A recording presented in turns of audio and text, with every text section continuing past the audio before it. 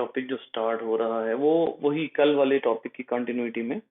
और वो टॉपिक क्या था, हमने ये कहा था कि अल्फा और बीटा ग्लूकोज होते हैं और इनकी बॉन्डिंग की जाती है। और नंबर 2 ये कि जो एक कार्बन होता है जिसको एनोमेरिक कार्बन कहा जाता है। अब यहाँ पर शुगर्स का एक और कॉन्सेप्ट भी है बेटा, और ये कॉन्सेप्ट जो है ये आई वुड रिक्वेस्ट यू कि कल और आज का जो लेक्चर है ना, इसमें जो कॉन्सेप्ट मैंने आपको दिए हैं ये कॉन्सेप्ट आप याद रखिएगा, क्योंकि ये कॉन्सेप्ट मोस्टली लोगों को कंफ्यूजन क्रिएट करते हैं। अभी मैंने आपको क्या कहा, मैंने आपको कल कहा था कि वो कार्बन जिसने जो कार्बोनाइल कार्बन है, कार्बोनाइल कार्बन कौन सा वाला है, अगर मैं पूरा ग्लूकोज का जो है वो कंपाउंड बनाऊं तो कार्बोनाइल कार्बन वो है जो कि एक्चुअली कार्बन नंबर 1 था, जिसको आप कहते हैं एल्डिहाइडिक कार्बन। ठीक है, ये वो वाला कार्बन था। तो ये पूरा ग्लूकोज का अगर रिंग मैंने बनाया तो ये आपके पास 5 और ये छठा कार्बन बाहर है। ये जो कार्बन है इसके ऊपर ही हमने बात की थी कि या इसके ऊपर यहाँ OH ऊपर हो सकता है और H नीचे हो सकता है। दूसरी बात हमने ये की थी कि या इसमें H ऊपर हो सकता है और OH नीचे हो सकता है, ये हमने बात की थी। नीचे हुआ तो अल्फा और ऊपर हुआ तो बीटा, ये हमारी कल की आखिरी गुफ्तगू हुई थी। उसके अलावा ये जो कार्बन होता है इसको आप कहते हैं एनोमेरिक कार्बन, और एनोमेरिक कार्बन जो है इसकी बहुत ज्यादा इंपॉर्टेंस होती है। एनोमेरिक कार्बन की इंपॉर्टेंस क्या होती है, वो ये होती है कि अगर एनोमेरिक कार्बन ऑक्यूपाई हो जाता है और एनोमेरिक कार्बन लॉक हो जाता है तो वो ग्लूकोज उसके साथ कोई और बॉन्ड बना ले तो बना ले, बल्कि उसके साथ भी नहीं बना सकता। बेसिकली एनोमेरिक कार्बन एक ऐसा कार्बन होता है कि जिसका जो कार्बोनाइल ग्रुप है ना उसके ऊपर OH मौजूद होता है। यहाँ पर अगर OH मौजूद है, फॉर एग्जांपल यहाँ OH है, और दूसरी जो ग्लूकोज आती है, फॉर एग्जांपल आपके पास यहाँ आती है फ्रुक्टोज। ठीक है, अब फ्रुक्टोज जो है उसके बारे में आपको बहुत अच्छे तरीके से पता है कि ये 5 कार्बन जो है वो रिंग है और 6 कार्बन शुगर है। और फ्रुक्टोज में भी यहाँ पर क्या है, यहाँ पर फ्रुक्टोज में भी OH है, ये कल ही बात हुई थी। ठीक है, लेकिन याद रखिए कि जब आप सुक्रोज बनाते हैं ना, सुक्रोज वो शुगर जो हमारी टेबल शुगर है जो हम चीनी के तौर पर यूज करते हैं, जब आप सुक्रोज बनाते हैं तो उसमें एक यूज होता है ग्लूकोज और एक यूज होता है फ्रुक्टोज, एक ग्लूकोज और एक फ्रुक्टोज। लेकिन ये दोनों यूज कैसे होते हैं, ये दोनों ही अपना वो हाइड्रोक्सिल ग्रुप यूज करते हैं जो बेसिकली किस कार्बन के साथ जुड़ा होता है, एनोमेरिक कार्बन के साथ। याद रखिए ग्लूकोज, अब इसमें बड़ा गौर तलब बात है बेटा, ग्लूकोज का जो कार्बन नंबर 1 है वो ये है, फ्रुक्टोज का ये कार्बन नंबर 1 है, ये कार्बन नंबर 2 है। ठीक है, लेकिन ये जो कार्बन है ये कार्बोनाइल कार्बन है, ये दोनों एनोमेरिक कार्बन है या कार्बोनाइल कार्बन है। जब ये बॉन्ड बनाएंगे तो ये दोनों ही अपना हाइड्रोक्सिल शेयर कर देंगे। अब गौर कीजिएगा, जो मैं बात बताना चाह रहा हूं उसको सम अप करते हैं। जब ये दोनों कार्बोनाइल कार्बन अपना हाइड्रोक्सिल ग्रुप शेयर कर देंगे ना, तो ये दोनों मजीद कोई बॉन्ड बनाने की अहलियत नहीं रखेंगे जब ये अपना कार्बोनाइल कार्बन लॉक करवा बैठेंगे। याद रखिए, अगर कार्बोनाइल कार्बन उसके हाइड्रोक्सिल ग्रुप्स बॉन्ड बना लें तो ये शुगर क्या हो जाती है, शुगर लॉक हो जाती है। ठीक है, और ऐसी शुगर को आप क्या नाम देते हैं, आप ऐसी शुगर को कहते हैं non reducing sugar. Non reducing का मतलब ये होता है कि अब आप इसको तोड़ें तो ठीक है, वरना it can form no further bond, it can form no further bond. ठीक है, ये अब मजीद फर्दर बॉन्डिंग नहीं कर सकती, इसको आप नॉन रिड्यूसिंग कहते हैं। जो फर्दर बॉन्डिंग ना कर सके उसको आप नॉन रिड्यूसिंग शुगर कहते हैं। ठीक है, इस लिहाज से अगर मैं एक स्टेटमेंट दूं, गौर कीजिएगा मेरी स्टेटमेंट के ऊपर, इस लिहाज से अगर मैं एक स्टेटमेंट लिखता हूं और वो स्टेटमेंट है कि ऑल मोनोसैकेराइड्स आर रिड्यूसिंग, तो ये स्टेटमेंट सही है। लेकिन क्या वजह है, ये स्टेटमेंट सही कैसे है? All monosaccharides are reducing sugars.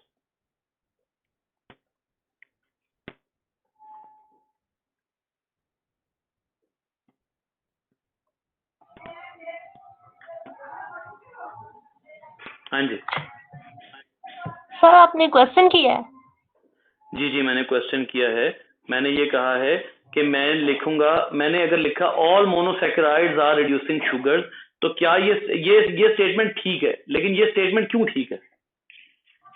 Sir, क्योंकि इनका जो कार्बोनाइल कार्बन है वो लॉक नहीं है।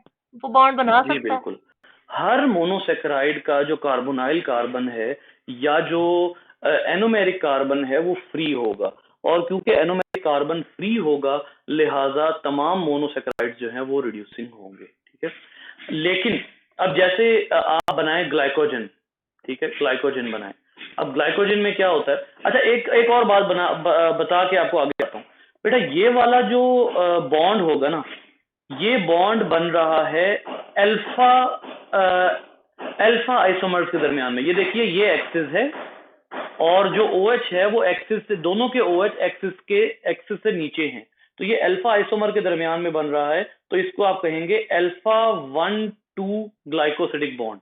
ठीक है, अगर आपने इसको बुक से देखना है तो बुक से देख लीजिए, यहाँ पर बॉन्ड जो बनता है ये यहाँ पे इन्होंने नीचे दिखाया हुआ है, ये देखिए ये दिखाया हुआ है alpha 1,4 linkage of alpha glucose monomers, ये 1,4 है, लेकिन जो हमारा है वो कौन सा होगा, जो हमने बनाया है वो अल्फा 1,2 ग्लाइकोसिडिक होगा। अल्फा 1,2 क्यों होगा, क्योंकि दोनों जो एनोमेरिक कार्बन हैं, जो दोनों कार्बोनाइल कार्बन है वो बॉन्ड बना रहे हैं, लिहाजा इसको आप कहेंगे अल्फा 1,2 ग्लाइकोसिडिक बॉन्ड। अब आइए अल्फा 1,4 कैसे होती है। अल्फा 1,4 फॉर एग्जांपल ये आपका ग्लाइकोजन बेटा टोटल ग्लूकोज का पॉलीमर है, ठीक है, प्योर पॉलीमर ऑफ ग्लूकोज। और कीजिएगा ये आपका ग्लाइकोजन में एक ग्लूकोज का मोनोमर है, ठीक है, इसके अंदर जो है वो ये OH है, ऑब्वियसली ये अल्फा है। ठीक है, अब जो दूसरा ग्लूकोज आ रहा है, दूसरा ग्लूकोज, उसमें देखिएगा मैं आपको पहले जो है वो यहीं से, बल्कि हम यहीं से पहले देख लेते हैं। ये देखिए ये जो है वो OH है अल्फा ग्लूकोज और ये बीटा ग्लूकोज है। अल्फा ग्लूकोज में यहां पर देखिएगा कि ये जो OH है ये वाला, इसके ऊपर फोकस कीजिए, मैं आपको पहले निशान लगा देता हूं। ये देखिए यहां पर जो लिंकेज बन रही है वो कौन सी है, वो है 1,4। अब ये 1,4 क्यों है, ये 1,2 क्यों नहीं है, क्योंकि यहां पर आप वाज़ेह तौर पर देख सकते हैं कि ये वाला जो कार्बन है ये फर्स्ट है, ये सेकंड है, ये थर्ड है और ये फोर्थ है।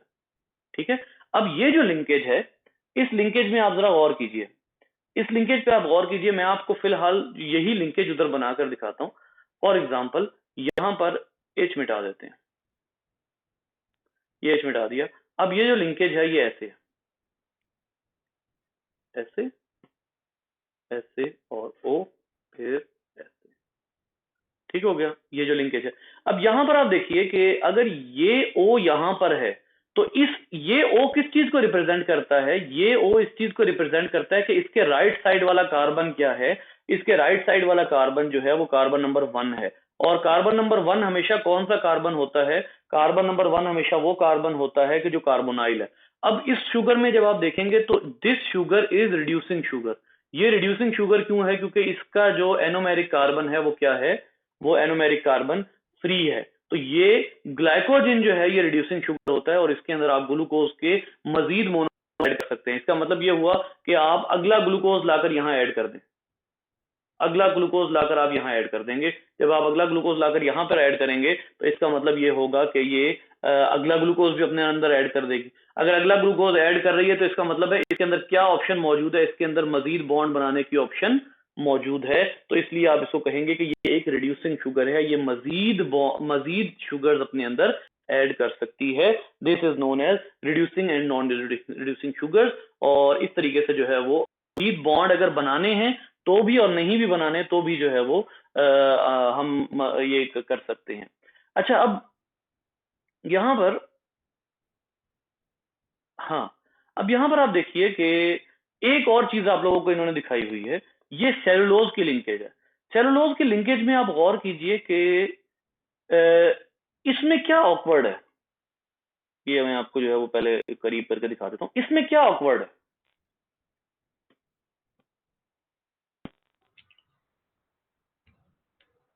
सर यहाँ पे ये इन्वर्ट हो गए हुए हैं, मॉलिक्यूल्स जी इन्वर्टेड जुड़े हुए हैं, ये शायद देखिए एक बीटा और एक अल्फा। ये सीधा है, नहीं दोनों बीटा है। दोनों बीटा क्यों है, दोनों बीटा इसलिए है कि एक में O ऊपर आ रहा है, दूसरे में O नीचे आ रहा है। इन्वर्ट करने का मतलब है अगर आप इसको उल्टा कर देंगे तो ये O किधर चला जाएगा, ये O नीचे की तरफ चला जाएगा। लेकिन अगर ये अल्फा होता तो ये O ऊपर ही रहता। ठीक है, अब आप यहां पर गौर कीजिए, इसका मतलब है ये जो लिंकेज है बेसिकली ये β14 लिंकेज है। अब मैं आपको यहां पर दिखाता हूं, फॉर एग्जांपल इस लिंकेज को भी एक दफा स्टडी कर लेते हैं ताकि हमें क्लियर हो जाए। ये आपकी जो है वो थोड़ी सी लेनिंजर लेवल की स्टडी हो रही है, कैम्बल से भी आगे चले गए हैं आप। यहाँ पर फर्ज कर लिया कि आपके पास ये जो लिंकेज है ये OH है, तो ये आप जो है वो बीटा आ गया। और यहाँ पर जो है अब दूसरा जो ग्लूकोज है जिसने आकर बॉन्ड बनाना है, बेटा गौर कीजिएगा, बड़ी इंटरेस्टिंग बात है। जो दूसरा ग्लूकोज है अगर वो सीधा आएगा तो इस ग्लूकोज का OH है नीचे, अगर ये ग्लूकोज इधर आ जाएगा, याद रखिए ये एनोमेरिक कार्बन नहीं है, एनोमेरिक कार्बन ये वाला है, ठीक है, इसका जो OH है वो अभी भी ऊपर ही है, ये चौथा कार्बन है, ये चौथा कार्बन है। अब गौर कीजिए, अगर ये इसके साथ बॉन्ड बनाएगा तो क्रॉस में तो बॉन्ड बनता ही नहीं, बॉन्ड तो बनता है आमने सामने। तो अब आप क्या करेंगे फिर बॉन्ड बनाने के लिए? इन्वर्ट कर देंगे। आप इसको क्या कर देंगे, आप इस मॉलिक्यूल को इन्वर्ट कर देंगे। लेकिन आप ये भी तो कह सकती थी कि हम इसको ऐसे करके चेंज कर देंगे ताकि ये OH ग्रुप इसके सामने आ जाए, ये और ये आमने सामने आ जाए। तो फिर बेटा माइक ऑफ कर दें, रिकॉर्ड हो रही है वीडियो। जिसका बैकग्राउंड क्लियर है वो इसका आंसर दे सकता है। सवाल ये मैंने किया था कि आपने अभी कहा कि इस ग्लूकोज मॉलिक्यूल को हम इन्वर्ट कर देंगे, इन्वर्ट करके बॉन्ड बनाएंगे, लेकिन मसला ये है कि ये भी तो OH है, तो हम इसको अपने एक्सिस के गिर्द क्यों ना घुमा दें, ऐसे वर्टिकल एक्सिस के गिर्द हम घुमा देते हैं तो फिर भी तो बॉन्ड बन जाएगा।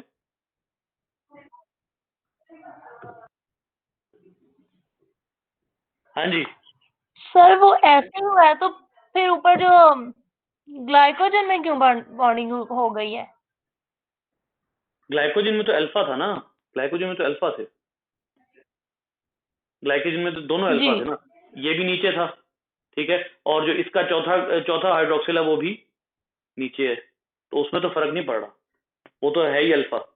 देखे ना, जब ग्लाइकोजन में अल्फा होगा तो वो अपने एक्सिस से नीचे होगा, उधर से जो चौथा कार्बन होगा अगले ग्लूकोज का वो भी नीचे होगा, तो इसका मतलब है आराम से बॉन्ड बन सकता है। यहां पर ये OH नीचे है, ये ऊपर है, आपने कहा कि हम इसको इन्वर्ट कर देंगे, लेकिन इन्वर्ट करने के बजाय अगर इसको राइट टू लेफ्ट कर दें तो ये वाला OH इसके सामने ले आए तो क्या हर्ज है? कोई हर्ज है? जी सर नहीं है, ये ज्यादा बेस्ट है, एक्सिस के गिर्द घुमा देते हैं। जी सानिया आप क्या कहती हो? ये सर यही बेस्ट है। बेटा अगर आप ये करेंगे तो ये एनोमेरिक कार्बन है, शुगर लॉक हो जाएगी, ये शुगर लॉक हो जाएगी, और अगर आपने मजीद ग्लूकोज सब यूनिट्स ऐड करने हुए फिर क्या करेंगे आप? शुगर तो लॉक हो गई। ऐसा करने के लिए आप इसको अपसाइड डाउन ही करेंगे, और अपसाइड डाउन का क्या मतलब है आप गौर से देखिएगा। अपसाइड डाउन का मतलब ये होगा कि अब जो ये वाला OH होगा ये ऊपर आ जाएगा और ये ऑक्सीजन नीचे आ जाएगा, ठीक है। और अब देखिए, लेकिन अब एक और बात गौर कीजिए, ये वाला OH किधर आएगा? ये वाला OH इधर आ जाएगा और अब इनके दरमियान में बॉन्ड बन जाएगा। लिहाजा अब ये देखिए, ये इन्होंने जहां पर इन्वर्ट किए हुए, ये देखें सेलुलोज में वही चीज नहीं मिली, ये O नीचे आ गया, ठीक है, ये O नीचे आया, ये 4 का हाइड्रोक्सिल ऊपर आया, तो यहां पर ग्लाइकोसिडिक बन गया। ये भी अल्फा 1 to 4 लिंकेज है, ठीक है, अल्फा 1 4 लिंकेज है, ठीक है, कार्बन नंबर 1 और 4 के दरमियान में। लेकिन यहां पर हमें बीटा की वजह से इसको क्या करना पड़ा है, हमें बीटा की वजह से इसको इन्वर्ट करना पड़ा है। और अब आइए असल बात के ऊपर, हमें बीटा की वजह से इसको इन्वर्ट करना पड़ा। ये जो बॉन्ड बना ये क्या कहला रहा है? अब ये कहला रहा है बीटा 1 to 4 लिंकेज। ये सॉरी मैंने अल्फा कह दिया, I am really sorry, beta 1 4 linkage है, क्योंकि ये बीटा के साथ ये वो बॉन्ड है बेटा, ये वाला वो बॉन्ड है विच नीड सेल्यूलेज, और हमें हमारे पास सेल्यूलेज नहीं होता। ये वो बॉन्ड है जिसको तोड़ने के लिए आपको सेल्यूलेज चाहिए। We do not have cellulase, hence we cannot break the cellulose। ये वो बॉन्ड है, बीटा 1 4 लिंकेज जो है उसकी वजह से। क्लियर हुआ? जी सर, हो गया। जी सर। तो इस वजह से आप उसको इन्वर्ट करते हैं, ना कि लेफ्ट टू राइट मूव करते हैं, ताकि वो सर लॉक ना हो। सेलुलोज किसके पास होता है? सॉरी किसी दोबारा के पास बोलिए। होता भी है सेलुलोज एंजाइम? हाँ हाँ, बहुत से। ये ये बोलिए, आप बोलिए, आप क्या कह रही थी? सर मैं यही कह रही हूँ कि नेचुरली ये एग्जिस्ट करता है या सिंथेटिक है? ये जितने ऑर्गेनिज्म ग्रीन फूड खाते हैं ना, जिनका प्राइमरी फूड ही ग्रीन है, उनके अंदर ऐसे बैक्टीरिया मौजूद होते हैं जो उनको सेल्यूलेज सिक्रीट करके देते हैं, जो सेल्यूलेज बनाते हैं। ठीक है, तो इसी तरीके से बहुत से ये असल में ना ये कैपेबिलिटी ज्यादातर जो है ये यूनिसेलुलर ऑर्गेनिजम्स में है। अब वो यूनिसेलुलर ऑर्गेनिजम्स चाहे प्रोकैरियोट्स हों चाहे यूकैरियोट्स हों, लेकिन ये प्रोकैरियोट और यूकैरियोट दोनों में ये कैपेबिलिटी मौजूद होती है कि ये बना सके, लेकिन शर्त क्या है कि वो यूनिसेलुलर हो। अभी तक कोई भी मल्टी सेलुलर ऐसा ऑर्गेनिज्म नहीं बना, नहीं मिला जो कि खुद सेल्यूलेज बना सकता हो। ठीक है, सेलुलोज को ब्रेक करने के लिए, बल्कि जितने भी मल्टी सेलुलर हैं वो सब के सब यूनिसेलुलर की हेल्प लेते हैं ये अपना सेलुलेज बनाने के लिए। कोई भी खुद नहीं बना सकता। ठीक हो गया। अब आइए, यहाँ पर बात जो है वो ये अब यहाँ तक गुफ्तगू हो गई। अब आते हैं हम अपनी अगली गुफ्तगू को। जी जी जी सर तो फिर ये जो जितने हैं बॉविड्स जो है, हाँ हाँ, ये बैक्टीरिया की हेल्प लेते हैं, मतलब बैक्टीरिया इनको सेलुलोज प्रोवाइड करता है। तो जी फिर ऐसे ही। ग्रीन फूड तो हम भी खाते हैं। ग्रीन फूड हम खाते हैं, लेकिन और हमारे अंदर भी बैक्टीरिया मौजूद है, लेकिन हमारे अंदर वो बैक्टीरिया रिसाइड नहीं कर रहे जो, या वो बैक्टीरिया हमारे अंदर हमारा इन्वायरमेंट जो है वो ऐसा फायदेमंद नहीं पाते जो सेलुलोज सिक्रीट करते हैं। लिहाजा हमारे इंटेस्टाइन में कोई भी बैक्टीरिया ऐसा नहीं है जो सेलुलोज सिक्रीट करके हमें सेलुलोज ब्रेक करके दे।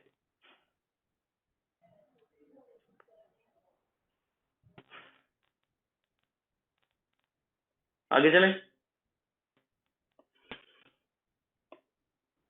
जी सर। पॉलीसेकेराइड्स, पॉलीसेकेराइड्स जो हैं ये दो तरह के होते हैं। एक पॉलीसेकेराइड्स वो होते हैं जिनको आप कहते हैं स्टोरेज पॉलीसेकेराइड। इनका काम क्या होता है, ये हमारे बॉडी में स्टोर होते हैं और अल्टीमेटली असल में क्या होता है कि इनको एनर्जी के तौर पर यूज किया जाता है। एनर्जी के तौर पे या किसी और पर्पस के लिए इनको यूज किया जा सकता है।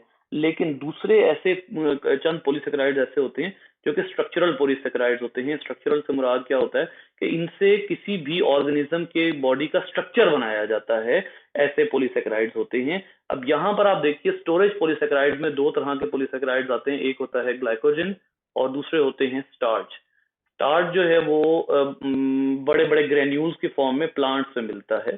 प्लांट स्टार्च को एज ए फूड यूज करते हैं, as a stored food use करते हैं। ठीक है, प्लांट। और अगर आपने जो है वो अपना एक स्टार्च का बॉम्ब, एक पूरा बॉम्ब देखना है तो वो है पोटैटो। प्योर स्टार्च है, प्योर स्टार्च, इंतहाई प्योर स्टार्च है।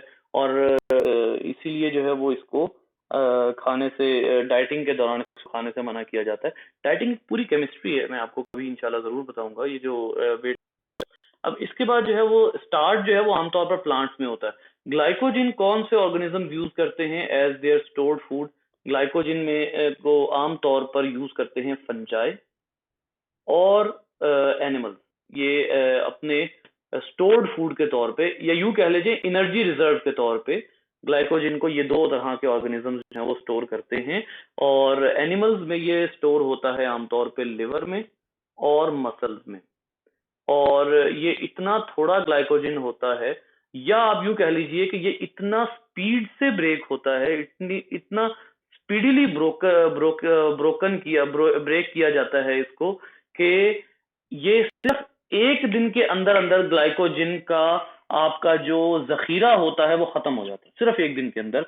अगर आप एक दिन की फास्टिंग करते हैं, यानी इसका मतलब ये है कि जब आप रोजा रखते हैं तो एक दिन के अंदर अंदर आपका जो ग्लाइकोजन रिजर्व है वो खत्म हो जाता है, और वो जो ग्लाइकोजन रिजर्व है वो जब खत्म होता है तो उसके बाद फिर असल में आपका कौन सा फूड यूज किया, या तो आप उसको रिस्टोर कर लें, खाना वाना खा के उसको थोड़ा सा रिस्टोर कर लें, वरना फिर क्या तोड़ा जाता है, आपकी बॉडी से फैट्स तोड़े जाते हैं, उनको ब्रेक करके उनसे एनर्जी निकाली जाती है। ये है थीम जिसको कहा जाता है, उसका थीम है ये आपका जो डाइटिंग जो है होती है, फूड प्लान्स जो होते हैं न्यूट्रिशनिस्ट, उन वो शुरू में आपको कार्बोहाइड्रेट सोर्स मना करते हैं। कार्बोहाइड्रेट सोर्स क्यों मना करते हैं? क्योंकि ये बहुत क्लियर कट बात है कि जब आपको कार्बोहाइड्रेट सोर्स मना किया जाएगा तो वो जो कार्बोहाइड्रेट सोर्स है वो अगर आपकी बॉडी में जाएगा तो वो ग्लाइकोजन बना देगा, ठीक है, लिहाजा कार्बोहाइड्रेट कट आउट कर दे। जब आप कट आउट करेंगे तो ऑटोमेटिकली आपका कार्बोहाइड्रेट सोर्स कट गया, इमीडिएट एनर्जी का सोर्स खत्म हो गया। अब आपकी बॉडी जो है वो फौरी तौर पे किस तरफ मूव करेगी? फैट्स की तरफ, और उनको तोड़ना शुरू करेगी और उनसे एनर्जी निकालेगी। लेकिन अब एक और प्रॉब्लम भी है। वो प्रॉब्लम क्या है? वो ये है कि फैट एक टूटे तो वो 100 एटीपी देती है, ग्लूकोज एक टूटे तो वो 36 या 34 एटीपी देती है। इसका मतलब ये है कि फैट बड़ी आहिस्ता क्यों ब्रेक होते हैं? क्योंकि एक फैट ही बड़ा लंबा चौड़ा चलता है, मतलब जितना एक ग्लूकोज में चलना होता है उससे डबल टाइम में एक फैट चलता है, इतनी एनर्जी होती है इसमें, इसलिए काफी देर लगती है आपको फैट को बर्न करने में, ठीक है। तो ये टोटल जो है वो ये है। मैं अब ज्यादातर इसका जो है वो स्ट्रक्चर डिस्कस नहीं करूंगा, मैंने ये बहुत ही छोटी छोटी बातें हैं। चार्ट जो है वो दो तरह का है, कल भी मैंने आपको बताया था, अमाइलोज और अमाइलोपेक्टिन, और मैंने इनका डिफरेंस आपको बताया था कि इनके डिफरेंस में क्या होता है कि ये असल में एक ब्रांच होता है और एक अनब्रांच होता है, जिसकी वजह से इनके दरमियान में डिफरेंस आता है, वरना ऑलमोस्ट ये सेम ही होते हैं अमाइलोपेक्टिन, ठीक है, ये ऑलमोस्ट सेम ही होते हैं। यहाँ पर अगर आप देखें ये वाला डायग्राम यहाँ ऊपर बना हुआ ये जो है अब बॉन्डिंग है, ये वाली बॉन्डिंग, ये देखिए ये ब्रांचिंग है, ये इस तरह की ब्रांचिंग, ये ब्रांचिंग है, ये अब इन्होंने गालबन जो है वो उसकी दिखाई हुई है स्टार्च की, हाँ जी, प्लास्टिड में आपके क्लोरोप्लास्ट में स्टार्च मौजूद होता है और उसमें ये ब्रांचिंग होती है। अच्छा, एक और बात आपको बताता हूँ, अभी हमने कौन कौन सी बॉन्डिंग डिस्कस की है? अभी हमने डिस्कस की अल्फा 1,4 और बीटा 1,4, ठीक है। एक और भी होती है जो आप कहते हैं 1 to 6 लिंकेज। अब 1 to 6 में जो है वो अल्फा भी इन्वॉल्व हो सकती है, बीटा भी इन्वॉल्व हो सकती है। 1 to 6 लिंकेज कब होती है? एक 1 to 6 लिंकेज भी होती है और एक वो भी होती है 6 to 4 लिंकेज भी होती है। इधर देखिएगा 6-4 लिंकेज कब होगी, और से देखिएगा, ये आपका ग्लूकोज है, ठीक है, और ये वाला जो ग्लूकोज है इसी के ऊपर छठा कार्बन है, यहां ऊपर OH लगा हुआ। अब ऊपर अगर एक और ग्लूकोज आता है, ये एक और ग्लूकोज आ गया, ये जो ग्लूकोज है इसमें एक OH जो है वो बाहर है, ठीक है। अब क्या होगा, सॉरी 6-4 लिंकेज बनानी थी ना हमने, 6-3 नहीं 6-4। ये वाला जो है इसका फोर्थ कार्बन, इसका भी OH बाहर है, लिहाजा ये बॉन्ड बनाएंगे और यहां से भी वाटर रिमूव हो जाएगा। तो अब ये कौन सी लिंकेज होगी? ये होगी ये होगी 6-4 लिंकेज। ये कार्बन नंबर 6 है, ये कार्बन नंबर 4 है, ये दोनों आपस में कनेक्टेड होंगे, तो इसको आप कहेंगे 4-6 या 6-4 लिंकेज जो है वो होगी दो ग्लूकोज के दरमियान में। 4-6 या 6-4 लिंकेज कब होगी, इसको भी जरा डिटेल में अगर हम देखना चाहें तो हम देख सकते हैं। फॉर एग्जांपल एक आपने बड़ी ही अच्छी लिंकेज की हुई है, ये ग्लूकोज की स्ट्रेट चेन जा रही है और इसमें अल्फा जो कंपाउंड्स हैं उन्होंने आपस में लिंकेज की हुई है, ये लिंकेज चल रही है इस वक्त, ये यहाँ पर O है और ये लिंकेज चल रही है, ये स्ट्रेट चेन चल रही है। और ये जो स्ट्रेट चेन है इसमें आपको पता लगता है कि एकदम बीच में ब्रांचिंग शुरू होगी। ब्रांचिंग कैसे शुरू हो गई कि ये वाला जो कार्बन था इसने अपने से ऊपर वाले के साथ ब्रांचिंग शुरू कर दी है, यानी कि किसी और के साथ ताल्लुकात बढ़ाने शुरू कर दिए हैं। ये देखिए ये अब ये जो लिंकेज है ये जो है वो क्या कहलाएगी? ये कहलाएगी 6 to 4 लिंकेज कहलाएगी, और इस तरह से भी जो है वो बॉन्डिंग की जाती है कार्बोहाइड्रेट्स में। ये क्या होगी, इसको इस पैटर्न को आप कहते हैं ब्रांचिंग पैटर्न। ये ब्रांचिंग पैटर्न जो है ये दो में बहुत ज्यादा ऑब्जर्वेबल होता है, एक अमाइलोपेक्टिन में और एक ग्लाइकोजन में, इन दो में ये ब्रांचिंग बहुत ही ज्यादा ऑब्जर्वेबल होती है, ठीक है। तो ये आप यहाँ देख सकते हैं, ये ब्रांचिंग ऐसे यहाँ पे ये मूव कर रही है। ठीक है, इसकी ये ब्रांचेस हैं। तो ये हाँ, अमाइलोपेक्टिन भी, ग्लाइकोजन भी, इन दोनों में ब्रांचिंग होती है। जो सेलुलोज होता है उसमें ब्रांचिंग नहीं होती। जैसे फॉर एग्जांपल, अभी मैंने खैर सेलुलोज डिस्कस नहीं किया। एक बात याद रखिए, ये जो मैंने आपको पॉलीसेकेराइड्स लिख कर दिए हैं, स्टोरेज पॉलीसेकेराइड्स, ये सारे ग्लूकोज के हैं। यानी ग्लाइकोजन भी प्योर ग्लूकोज का बना हुआ है और जो स्टार्च है वो भी प्योर ग्लूकोज का बना हुआ है। लेकिन सेलुलोज जो है, अब आइए, स्टोरेज पॉलीसेकेराइड तो हो गया खत्म। स्टोरेज पॉलीसेकेराइड वो थे कि जो स्टोरिंग, जो एनर्जी स्टोरेज कर रहे थे। जो स्ट्रक्चरल पॉलीसेकेराइड्स हैं वो दो हैं, एक है सेलुलोज, इसने स्ट्रक्चर बनाना है, स्टोर नहीं होना, और दूसरा है काइटिन। ठीक है, सेलुलोज जो है वो प्योर ग्लूकोज का स्ट्रक्चर है। अब सेलुलोज प्योर ग्लूकोज का स्ट्रक्चर है, लेकिन इसमें याद रखिए, एक मैं अगर आपको नंबर ऑफ ग्लूकोज के हवाले से एक एक्सप्रेशन बनाकर देता हूं। नंबर ऑफ ग्लूकोज के हवाले से अगर मैं आपको एक एक्सप्रेशन बनाकर दूं ना, तो सबसे ज्यादा नंबर ऑफ ग्लूकोज हैं सेलुलोज में, फिर हैं ग्लाइकोजन में, ग्लाइकोजन, और फिर है स्टार्च में। सबसे ज्यादा ग्लूकोज जो हैं वो होते हैं सेलुलोज में। अब इसमें आपको एक और चीज भी मिल रही है, ये बड़े गौर से सुनिएगा। सेलुलोज मॉलिक्यूल बहुत हार्ड होता है। क्यों हार्ड होता है? एक तो ये कि इसको आराम से तोड़ा नहीं जा सकता, क्योंकि बीटा लिंकेज होती है। दूसरा, इसकी ये जो चेन्स है, इनके दरमियान में हाइड्रोजन बॉन्डिंग्स मौजूद होती हैं, और ये हाइड्रोजन बॉन्डिंग्स इसको कहीं ज्यादा स्ट्रॉन्ग बना देती है। हाइड्रोजन बॉन्डिंग्स कहीं ज्यादा इसको स्ट्रॉन्ग बना देती हैं, जिसकी वजह से ये बहुत स्ट्रॉन्ग हो जाता है। जैसे हमारा डीएनए, अब डीएनए इतना स्टेबल या इतना हमारा जो है वो जबरदस्त किस्म का स्ट्रक्चर क्यों है? तो बेसिकली जो डीएनए है उसके जितने भी बॉन्ड्स है उनके दरमियान में हाइड्रोजन बॉन्डिंग है। बिल्कुल सही, सेलुलोज जो है यहाँ पर हाइड्रोजन बॉन्डिंग मौजूद है, और ये हाइड्रोजन बॉन्डिंग इसको बहुत ही ज्यादा स्टेबिलिटी प्रोवाइड कर रही है, जिसकी वजह से इस कंपाउंड को तोड़ना कोई बहुत आसान काम नहीं होता। ठीक है, सो एक तो ये हो गया आपका स्ट्रक्चरल पॉलीसेकेराइड, एक ये हो गया। अब आइए इसके बाद हम देखते हैं काइटिन कैसा होता है। काइटिन में जो ग्लूकोज होता है उसके साथ एक अदद अमाइन ग्रुप लगा होता है। इसको आप कंपाउंड को नाम देते हैं, इस कंपाउंड को ग्लूकोज अमाइन कहा जाता है। कहां गया काइटिन? Beta configuration. अच्छा, काइटिन किन में होता है वैसे?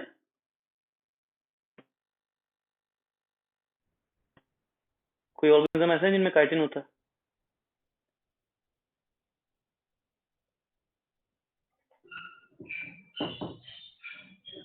फंजाई में। जी, फंजाई की जो है सेल वॉल, उनमें। और कोई? ये लिखा भी हुआ। crabs।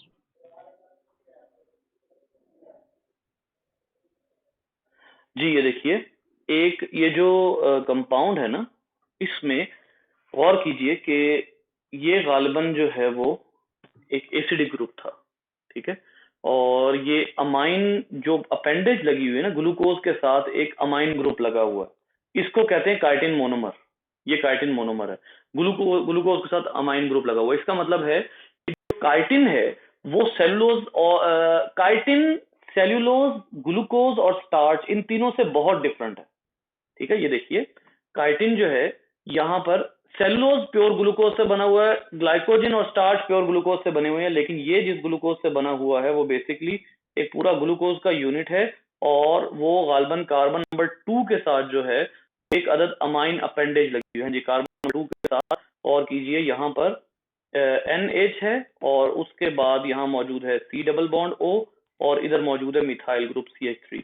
ये पूरी अपेंडेज है जो इसके साथ लगी हुई है, और ये जुड़ती चली जाती है तो काइटिन बनता चला जाता है। और काइटिन इंतहाई स्ट्रॉन्ग स्ट्रक्चर होता है। काइटिन के बारे में कहा जाता है ये इनर्ट है, मतलब इसके साथ कोई मजीद चीज बॉन्डिंग नहीं कर सकती, इसको ब्रेक करना आसान काम नहीं होता, जिसकी वजह से फंजाई हर जगह अपनी बदमाशी करता फिरता है।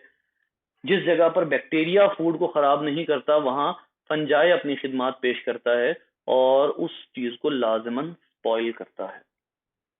जी, कोई क्वेश्चन है तो बताइए।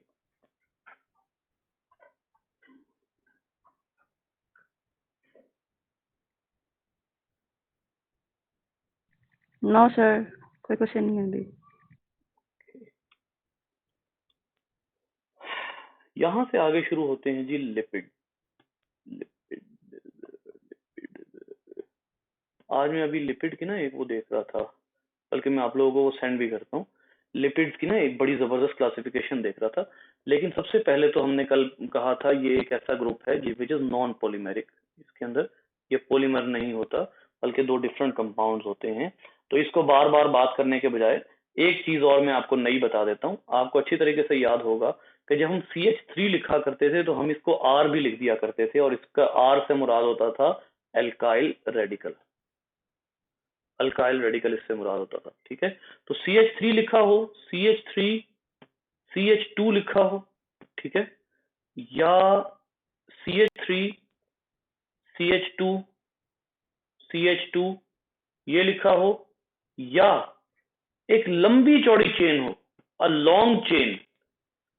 अगर उसमें सारे एल्काइल ग्रुप्स हैं तो आप उसको सिर्फ एक वर्ड में क्या लिख सकते हैं? आर। आप उसको एक वर्ड में आर लिख सकते हैं। तो इसका मतलब ये हुआ कि अगर मैंने फैटी एसिड बनाना है तो मैं सिर्फ ये लिख दूं तो ये फैटी एसिड है, R C double bond O OH, जिसमें आर जो है वो एल्काइल ग्रुप है, ये एसिडिक ग्रुप है। एल्काइल के बारे में मैंने आपको बताया था कि एल्काइल जो है उसको आप फैट ग्रुप भी कहते हैं, तो ये फैटी एसिड है। ठीक है, फैटी एसिड ऐसे बनते हैं, और फैटी एसिड आमतौर पर जिस भी कंपाउंड के साथ जुड़ जाएं, फैटी एसिड अटैच्ड जो भी कंपाउंड होगा वो किस कैटेगरी में आएगा? वो हमेशा लिपिड की कैटेगरी में आएगा। यहां से अब हमें पता लग गया कि असल में लिपिड और फैट में क्या फर्क है। लिपिड और फैट में फर्क ये है कि फैट जब जुड़ती है किसी चीज के साथ तो वो उसको क्या बना देती है? लिपिड बना देती है। जो फैटी एसिड है वो एक ऐसा कंपाउंड है जिसका आमतौर पर लिपिड्स के साथ मौजूद होना जरूरी है। यहाँ पर आपको जो है वो कुछ लिपिड ऐसे भी होते हैं जो फैटी एसिड के बगैर हो सकते हैं। याद रखिए, यहां पर एक लाइन में लिखने लगा हूं, lipid can be lipids can be lipids without fatty acid. तो फिर वो क्या फीचर है जो लिपिड को लिपिड बनाएगा?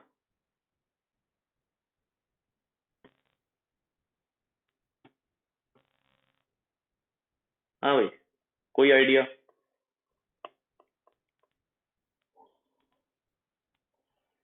बायो की बात करते हैं सिर्फ। What makes lipid a lipid? अगर जो है वो फैटी एसिड होना जरूरी नहीं है तो एक लिपिड को लिपिड कौन बनाता है? याद रखिए, एक लिपिड को लिपिड, सिर्फ बायोमोलिक्यूल्स की बात करो, मैं बार बार कह रहा हूं आप लोगों को, ठीक है, सिर्फ नेचुरली अकरिंग बायोमोलिक्यूल्स की बात हो रही है, मजीद मॉलिक्यूल्स की बात नहीं हो रही। नेचुरली अकरिंग बायोमोलिक्यूल्स में हर वो कंपाउंड जो लिविंग ऑर्गेनिज्म के अंदर मौजूद हो और वो हाइड्रोफोबिक हो, वो लिपिड होगा। बात फिर मैं बता रहा हूं किसके बारे में हो रही है? लिविंग ऑब्जेक्ट की बात हो रही है। लिविंग ऑब्जेक्ट या उसका जो फूड होगा उसमें अगर कोई ऐसा कंपाउंड मौजूद है जो न्यूट्रल है, जो हाइड्रोफोबिक है, तो वो लिपिड होगा। फॉर एग्जांपल अब मैं यहां पर आपको एक मिसाल देता हूं। आप कहते हैं कि वैक्स, वैक्स, अब वैक्स जो है वो किससे बनी हुई है? फैटी एसिड से। तो इसका मतलब है इसमें तो फैटी एसिड आ गए, ठीक है, तो ये तो पक्की पक्की लिपिड है ना, क्योंकि इसमें फैटी एसिड आ गए। लेकिन स्टेरॉइड, स्टेरॉइड जो है उसमें फैटी एसिड नहीं होते। स्टेरॉइड जो है उसके न्यूक्लियस को, पिछले दिनों हमने स्टेरॉइड के न्यूक्लियस को जब हमने स्टडी किया था तो वो ऐसा था, ये 6 कार्बन का रिंग ये था, फिर एक 6 कार्बन का रिंग था, फिर यहाँ पर एक 6 कार्बन का रिंग था, और यहाँ पर एक 5 कार्बन का रिंग था। ये स्टेरॉइड है। अब इसमें कहीं फैटी एसिड नहीं है, लेकिन ये फिर भी लिपिड्स में आता है। Why? Because it is hydrophobic. One only common feature of all lipids is these are living organisms में जो मौजूद हैं, they all are hydrophobic। ठीक है, until and unless कुछ चीजें ऐसी होती हैं जो इनको soluble बना देती हैं, वो इंशाल्लाह बाद में डिस्कशन से। मेरा मुझे एक छोटा सा काम करना है, तो मैं इसलिए जो है वो लेक्चर 10-12 मिनट पहले ही खत्म कर रहा हूँ। ठीक है, इंशाल्लाह इसको करेंगे, उम्मीद है कल खत्म हो ही जाएगा।